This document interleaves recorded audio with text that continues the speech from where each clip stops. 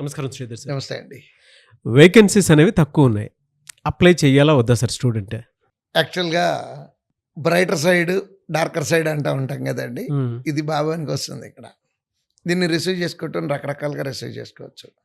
ఇప్పుడు కొన్ని నోటిఫికేషన్స్ ఎక్కువ వేకెన్సీలు రావండి. అవును. ఇప్పుడు ఇన్సూరెన్స్ కంపెనీలు ఉన్నాయి అనుకోండి, యూజువల్గా వచ్చేవి 300 వేకెన్సీస్ 300 300 వేకెన్సీలు వస్తూ ఉంటాయి, 400 వస్తాయి మహా అయితే. సో ఇప్పుడు 300 వేకెన్సీస్ వచ్చినాయి అనుకోండి. ఎన్ని వేకెన్సీలు వచ్చినాయి నాగరాజు గారు? 300. అదే క్వశ్చన్ నన్ను అడగరా? ఎన్ని వేకెన్సీస్ ఉన్నాయి సార్? 299. అదేంటి? ఆ ఒకటి ఏమైపోయిందనే కదా. అవును. నాదే. ఆ కాన్ఫిడెన్స్తో అప్లై చేయాలండి. ఓకే. అంతే తప్పించి 300 ఉన్నాయండి, నేను చిన్నప్పటి నుంచి నా క్లాసులో 60 మంది ఉంటే 60 వాడినండి. Don't degrade yourself. You're born to achieve. పుట్టింది సాధించడానికి, భయపడటానికి కాదు. గుర్తుపెట్టుకొని don't look at number of vacancies. ఒకటైతే ఉంటుంది కదండి, ఒక వేకెన్సీ కూడా లేకుండా నోటిఫికేషన్ రాదు కదా. ఆ ఒక వేకెన్సీ వచ్చినప్పుడు ఏ రేంజ్లో ఫీల్ అవ్వాలంటే మిగిలిన వాళ్ళు ఇంకా జాలిగా చూడాలి. అయ్యో నా వేకెన్సీ నాకుంది, ఒక వేకెన్సీ నీకు లేదు, నీకు లేదు, నీకు లేదని ఆ ఫీల్తో ప్రిపేర్ అవ్వాలే తప్పించి డార్కర్ సైడ్ చూసి ఒకటే ఉంది సార్ మా కేటగిరీలో అప్లై చేయాలా? నో.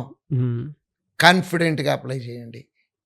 అప్లై చేసే డబ్బు ఇబ్బంది అవ్వకపోతే మేము నోటీస్ బోర్డులో పెట్టిన ప్రతి నోటిఫికేషన్కి అప్లై చేయమని చెప్తానండి పిల్లలకి. కారణం ఏంటంటే ఒక్కొక్క ఎగ్జామ్ ఒకటి ఫెయిల్ అవ్వచ్చు, ఇంకోటి ఫెయిల్ అవ్వచ్చు. ఫెయిల్యూర్లోంచి లెసన్స్ నేర్చుకొని సక్సెస్ అవుతాము. అంతే తప్పించి 1,00,000 వేకెన్సీలు ఎందుకండి? మీకు ఎన్ని ఉద్యోగాలు కావాలి? మీకు ఒకటే కదా కావాల్సింది. ఆ ఒకటి ఉంది కదా. మిగిలిన వాళ్ళ కోసం కావాల్సినట్టు గురించి వాళ్ళు ఆలోచించుకుంటారు. మీ వేకెన్సీ మీకు ఉంది కాబట్టి ఆ ఫీల్డ్తో అప్లై చేయకపోతే లైఫ్లో సక్సెస్ అవ్వలేమండి. చాలా వేకెన్సీలు 1, 2, 3, 4 ఉన్నాయండి. మరి ఎవరు అప్లై చేయకపోతే ఎవరో ఒకరికి ఉద్యోగం రావాలిగా. ఇప్పుడు ఆ ఒక వేకెన్సీకి ఉద్యోగం వచ్చేవాడికి 10 తలకాయలు ఉండవు, 15 అడుగుల హైట్ ఉండడు, బ్రెయిన్ ఏదో బాగా పెద్దదయ్యి ఉండదు. మనలాంటి మనిషే కదండి. అవును. మనుషుల కోసమే ఆ నోటిఫికేషన్ వచ్చినప్పుడు నేను మనిషినే కదా, అది నాదే అంతే. ఇంకా ఆ ఫీల్డ్తో అప్లై చేస్తే డెఫినెట్గా ఆ ఎగ్జామ్లు అదే ధైర్యంతో ఎగ్జామ్ ప్రిపేర్ అయ్యి రాస్తే సక్సెస్ అవుతున్నారండి పిల్లలు. కానీ ఆ కాన్ఫిడెన్స్ అనేది మీరు బిల్డ్ చేస్తుంటేనే నాకు ఈజీ అవుతుంది. అంటే నేను కూర్చొని నాకే ఒక ఈజీనెస్ వస్తుంది.